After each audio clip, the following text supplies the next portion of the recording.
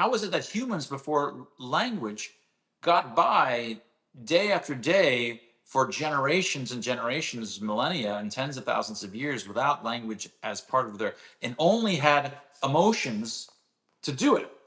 All right. They only had, in fact, this language. This is sort of the space of emotional expressions is this particular four-dimensional. Turns out this is four-dimensional kind of space that it derives as the language of negotiation. You can derive it from first principles, and that's exactly the emotional expressions that we have.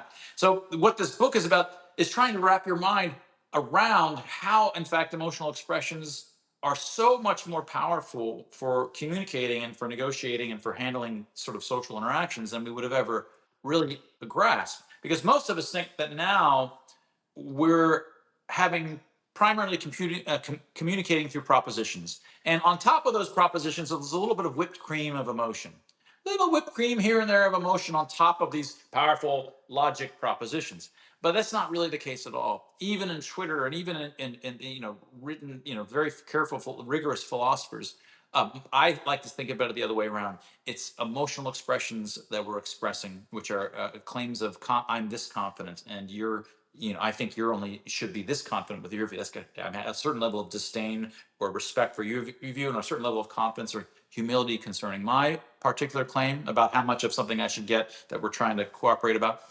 Um, these are claims of these. I don't say I have a significance level of p less than 0.05 about what I'm saying. I say what my claim is. I should get this much zucchini bread, and I say it with emotional expressions.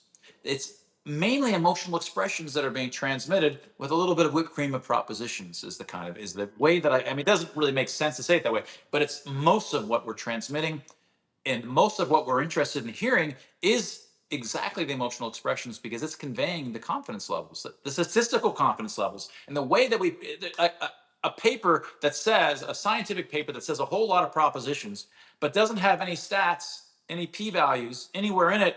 You go, okay, this is great. A person just said a whole lot of propositions, but without, I don't know, do they think, are they confident about all this stuff? Are they not confident? Who knows? I don't really know. That would be like me talking this entire time and saying propositions. It really sort of, but you have no idea whether I actually think it's right or I am really doubting it. Of course, I can't help but put emotional expressions even in that, right?